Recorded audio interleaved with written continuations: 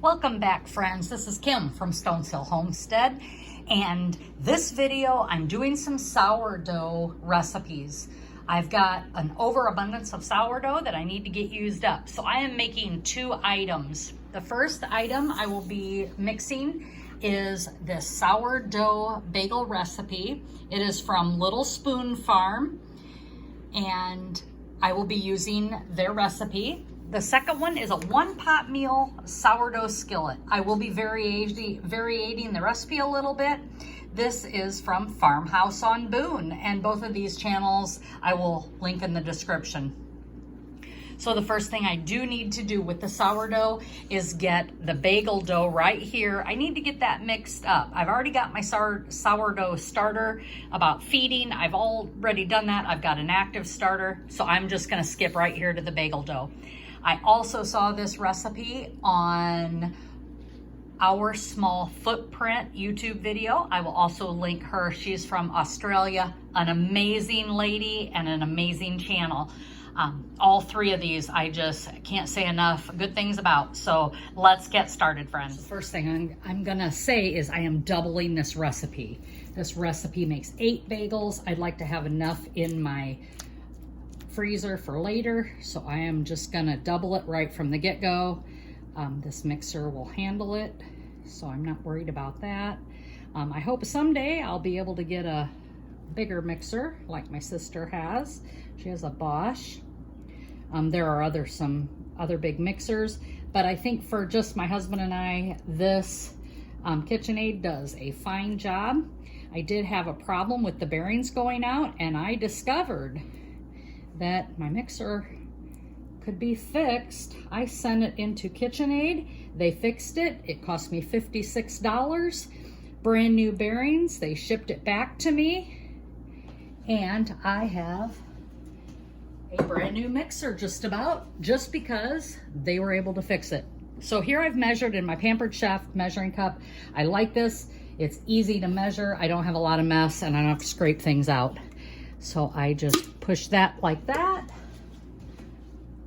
Grab my scraper because gotta scrape it off. I see so many people not scrape their bowls out, and I just, that makes me nervous. How many of you watch other videos and that makes you nervous? The next thing I'm gonna need is 2 cups plus 2 tablespoons of water. So I'm gonna grab my 2 cups of water, and I use purified water. We have a special system for our house that runs from the basement, and all of our drinking water and ice cubes are all purified with all the chemicals removed. We have special filters to do that as well. And I know many use that Berkey water purification system.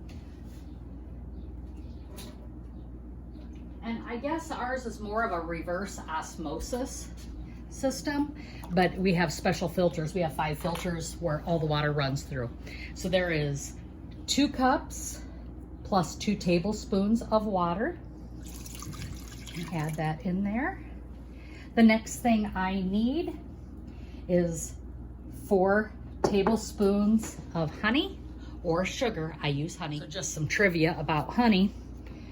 One is it will crystallize if it's raw, so don't be concerned about that. It will crystallize, and if it's raw unfiltered honey, you will see that. But what is really interesting to know about honey is if you have allergies, local raw unfiltered honey from your area will help you combat those allergies. So if you are allergy prone in your area, pollens, trees, dust, flowers, whatever that you are allergic to. Honey, raw honey will help you combat your allergies. I didn't know that until I can't remember who I was watching, and they were telling me. So we always buy raw unfiltered honey. Now I do buy it from Azure Standard as well, but anytime I can get local honey, that's what I'm gonna do. And in my area, northern Indiana, we have oodles of Amish in our area, and they have beehives, so I can get local honey, raw unfiltered honey, anytime I want. Not all of you are that fortunate. So Azure Standard is a great option to get that from. The next thing you need is 4 teaspoons of sea salt. I use Redmond's real salt. I do get that from Redmond's in a 10-pound bucket. But you can also get that from Azure Standard. Either place is fine. I do find the Azure Standard is cheaper, but they don't offer the 10-pound bucket, but they do offer the refill bags, which now that I have the 10-pound bucket for my Redmond's real salt, I will buy it directly from Azure from here on out. So now that I've added these items, I need to stir these items together. I need to get them nice and blended. And as you saw, that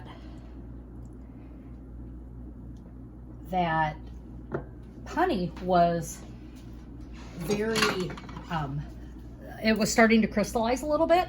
So I'm gonna get my mixer, my beater in here, my wire whisk on my mixer. I'll lower that down, lock it in, and I'm just gonna blend that up because I want that all nice and blended.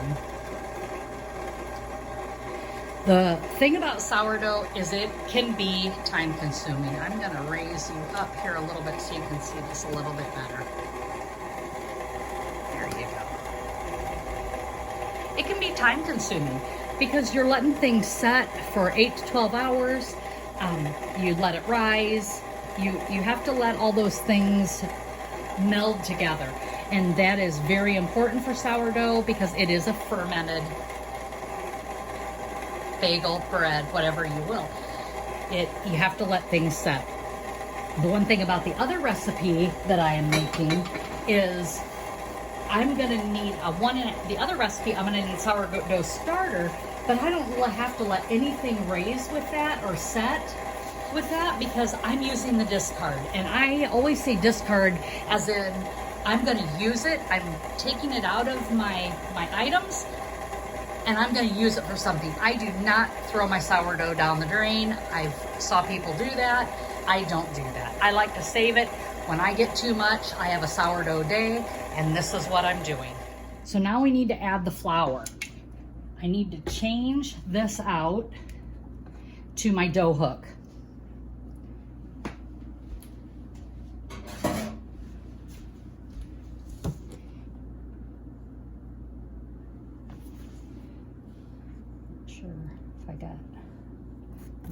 I'm not sure what that is, but it looks like it came off my mixer. Anyway, so I need to add 4,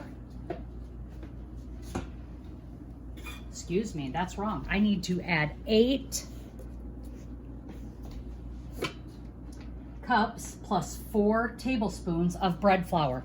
Now, I get my bread flour from Azure Standard. So this is my bread flour. It is 100% whole red wheat, and I'm using this for my bagels today. But it is bread flour. Never use bleached flour, always use unbleached. But it must be bread flour. I'm also going to use my dip here. This is from Whetstone Woodenware out of Silver Lake, Indiana. In a previous video, I have posted my visit there, and these are great tools to have. I love using my woodenware.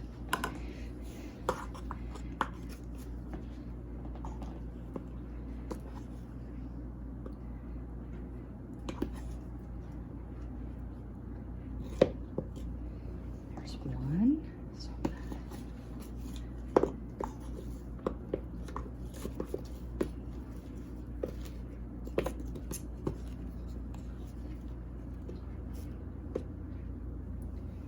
2. Remember, don't pack your flour down. It needs to be nice and loose in there. I just kind of scrape it off.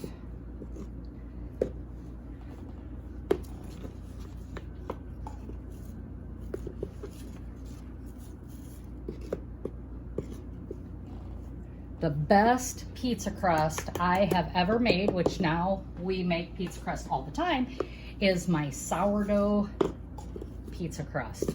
And if you use bread flour with your sourdough, or even in your other recipes, the texture completely changes. So be aware of that, but it is amazing texture. My sister-in-law uses bread flour for her chocolate chip cookie recipe. Oh, and my sons and my husband absolutely love her cookies. So they use that. I'm not sure I understand. They use that, and it is, like I said, it is an amazing cookie dough recipe. So now I'm just going to throw in 4 tablespoons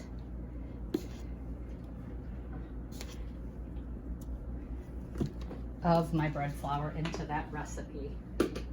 So I put actually 8 cups of flour, 4 tablespoons of flour, so 8 cups plus 4 tablespoons of flour. Now I need to add my dough hook. It says to mix this with your hands to begin with. I'm just gonna stir this in and get this dough wet. It'll be very loose at the moment, but it's gonna get very stiff, and that is what you expect from this recipe. So I just wanna get this flour moistened. And that's all I'm gonna do. Just get it so it has kind of come together. I'm gonna put my dough hook on. I'm gonna lock this in. And I'm gonna start with a very low setting. And you can hear it. It's coming down a little bit. It's very, I'm gonna turn it up just a little bit just so the motor doesn't bog down. Move you a little bit closer here. There you go. You can see how that's coming together. I need to mix this for 6 to 7 minutes with my mixer.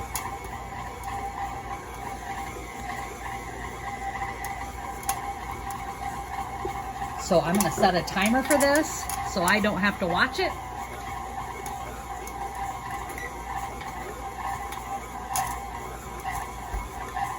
And I'm just gonna let this do its thing.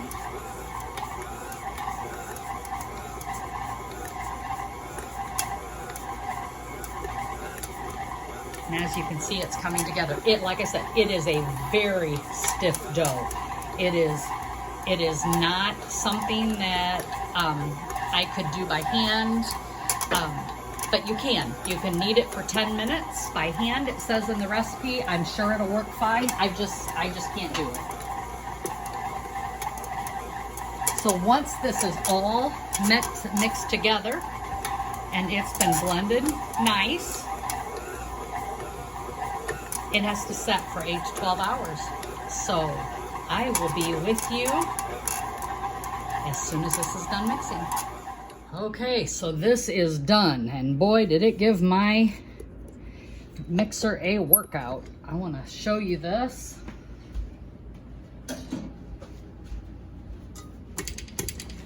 This dough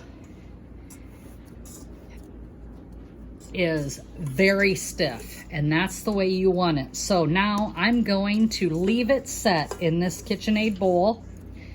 I'm just gonna leave it set, and it's gonna set in a warm spot. And it's gonna ferment for another 8 to 12 hours, but there it is. We will see you as soon as this is ready for rolling. So I wanted to show you a couple things. This is what I'm gonna need for the sourdough skillet recipe that I'll make tomorrow.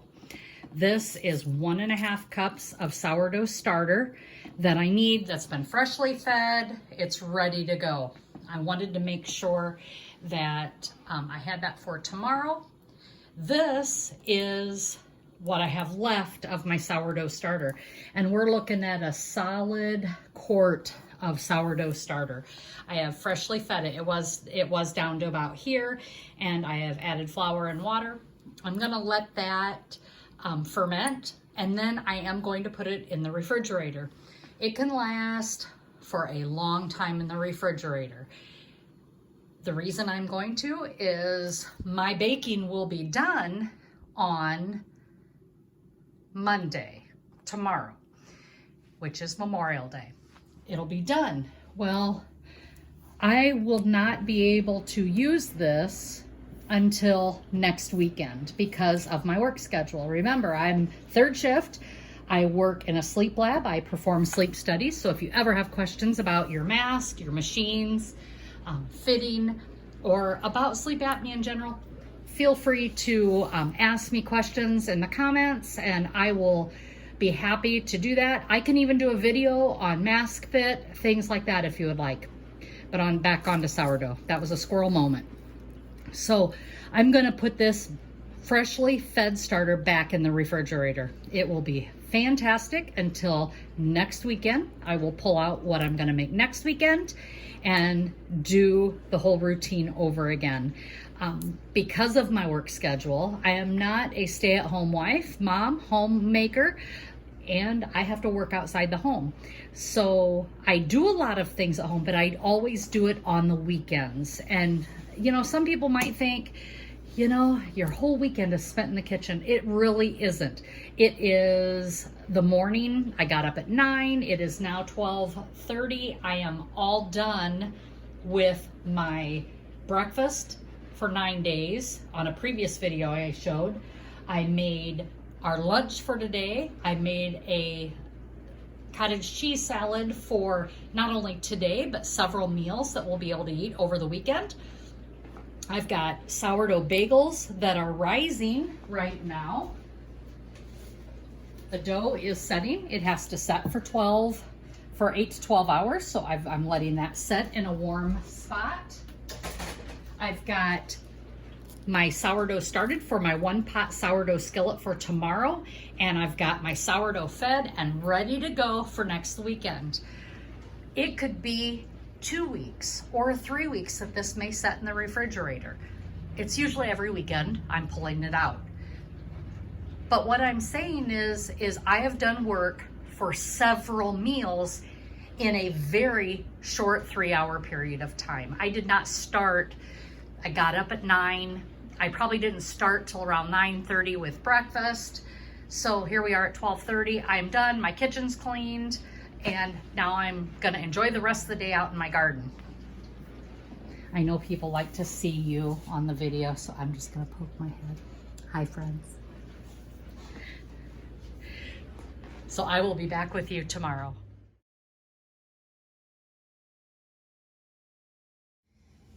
Okay, here we are with our last sourdough recipe for the day. It is a 1-pot meal sourdough skillet, and it is from Farmhouse on Boone. And I'll be frying up the hamburger first. So while we're waiting on that hamburger to brown, we need to mix up the sourdough top. So I have 1.5 cups of sourdough starter.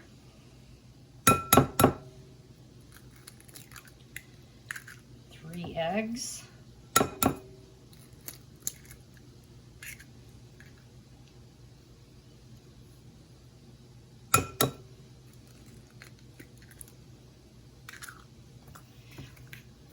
1 teaspoon of salt.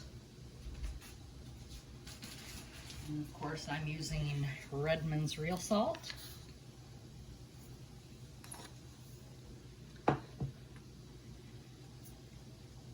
3 tablespoons of butter or coconut oil. I'm using butter today.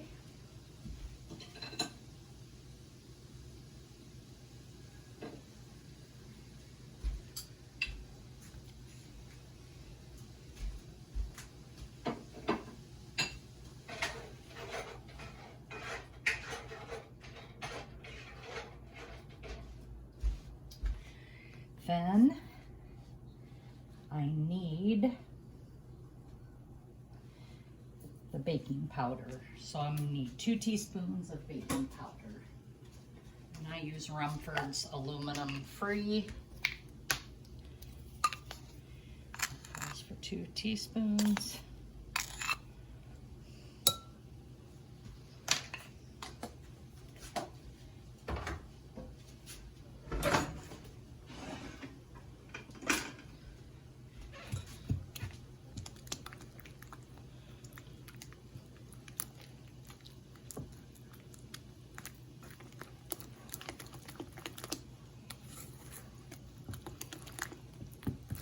And just give that a nice mix, getting that butter all mixed in.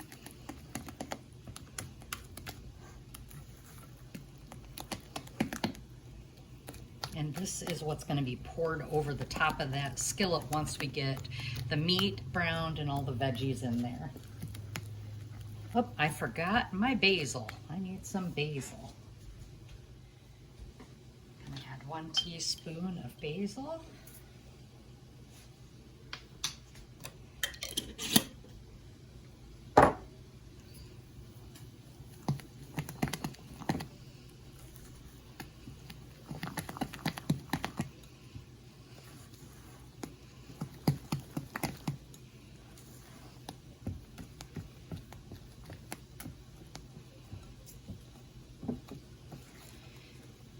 Go. Gonna let this set a minute while I finish cooking up the hamburger.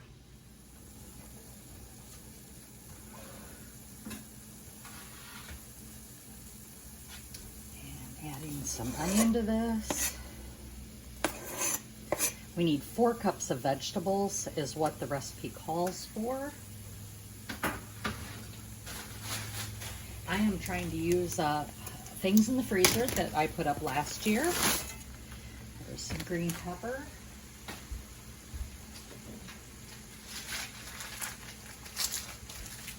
And we're getting ready for the Three Rivers June Pantry Challenge. She is collaborating that again, and I'm joining in for that. And it's mainly just using what we have in our freezers, in our cans that we put up last year for the season to get ready for this year. Just spilled some out here. Let me pick that up. So we're going to finish cooking all this. Get that hamburger all done. Just salt and pepper this.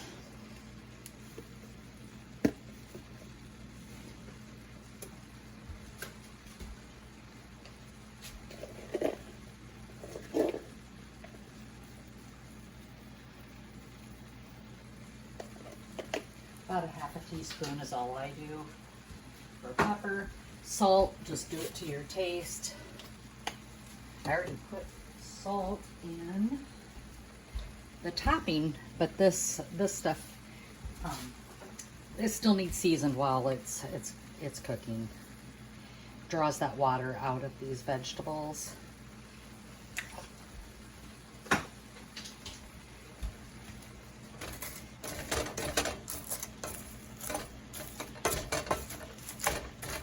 And as soon as I get to the next step, we will add that sourdough starter or that sourdough mixture. And then I'm gonna pour that over the top. Sprinkle, we'll spread the sourdough mixture over all of this when it's done cooking. And then we'll sprinkle it with 1.5 cups of grated or shredded cheddar cheese. I don't know that I have cheddar, but whatever I have, it'll be great.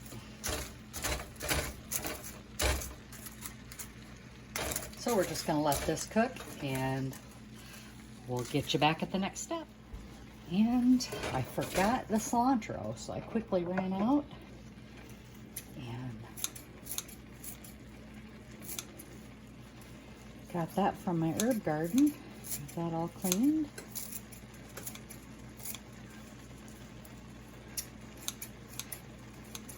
This is my first picking of cilantro this year.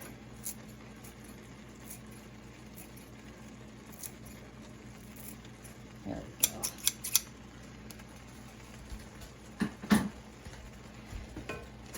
Get that all mixed in.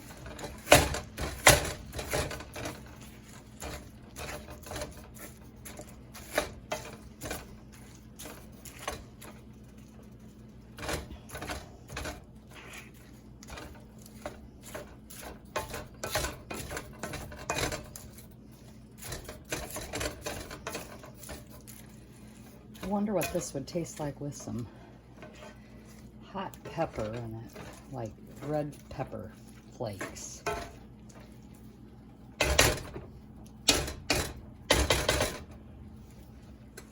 Now the recipe calls for mushrooms as well. I do not like mushrooms unless they are morel mushrooms. That is one of the few that I will eat. I have ate portobello on the grill. I just don't like mushrooms in casseroles that are slimy. So I'm very cautious on which ones I buy and eat. I will eat the white fresh mushrooms on either salad or pizza. Just won't eat them inside. So feel free to make this recipe to your liking. And based on what you have, it looks like it's a fairly easy recipe. Never tried it before. Again, it's one of my newbies. I was just trying to use up some sourdough. I'm cooking off some of this water now that came from those veggies that were in the freezer. Some of you may have noticed I did not drain my beef. I don't need to drain my beef. There is no grease in my beef. This is home raised and it is very lean. It is as close to organic as I'm gonna get here locally without going to the store to buy it. So grass-fed is my preference. However, I do like organic grain in the last few weeks just to sweeten up the meat some. And that's what this farmer does for me specifically. So very happy about it. It's very healthy meat. And when I'm frying it, you can tell that they did not have much grain at all, just because of the way it fries up for me. But it is fantastic. I'm not big on saying you have to eat organic or you have to eat this or you have to eat that. Just do what your family has, and that's what we do. It's your kitchen, your rules. Just kind of do that. I think that's just the best way to do it. Your family likes certain things, make those things. If they don't buy a bunch of stuff that you don't like or that you won't eat. Then you end up with waste or picky eaters, and that's not fun. As you have a family growing, you want to expand their palate and get them to try new things as much as you can. But I understand sometimes textures and flavors just don't suit with everybody. Just like cilantro in this. Some people would say they don't like cilantro because it tastes like soap. Well, that is an accurate description because that is a genetic issue. That is part of your gene makeup. If it tastes like soap, it's because that is part of your gene makeup. If it doesn't taste like soap, then it isn't. Some people like it, some people don't. So just use your ingredients based on your family's recipes. So it looks like this is just about done. I'm going to do one quick flip of this meat. I want to see what it's looking like. Oh yeah. See how it's starting to get some of that flavor down there, and that water is is getting those brown bits off the bottom of the skillet. And that's what we want, because that's where the flavor is in those lovely brown bits. The fond, I believe it's called. And there it is. I'm going to turn off that skillet, and I'm going to get that sourdough. Okay, so now I'm going to pour this over this. This looks amazing.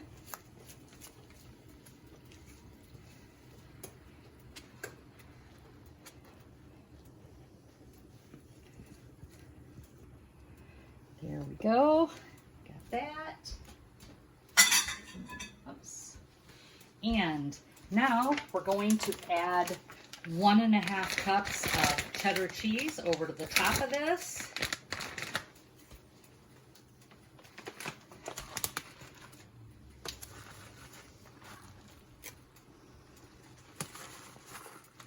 It is really looking good. I'm guessing you could probably use different kinds of cheese. I'm just doing what the recipe calls for. It says it's optional.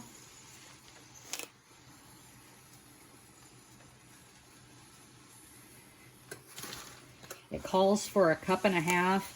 I think I am just going to leave it at right there. I think that's plenty. And now we're going to bake it in the oven at 400 degrees for 25 minutes until that bread topping is cooked all the way through. Just pulled the skillet out of the oven and it looks delicious, smells delicious. I'm going to let it cool a little bit before I start cutting into it. Just wanted to show you our bagels. We have bagels for the freezer, the sourdough bagels. I just want to also say with the sourdough bagels, they are absolutely delicious. I used everything bagel seasoning on the top. I wished I would have left some plain. That's note to self, not to do that the next time. Leave some plain.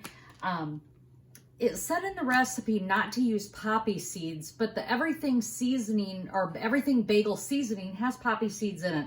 Not sure what the reason was for that, but we used it. We loved them. Cream cheese, butter. My husband loved them. Absolutely fantastic. Some fresh veggies to go with our dinner. The other thing I want to say about these bagels is I used that hard red wheat flour.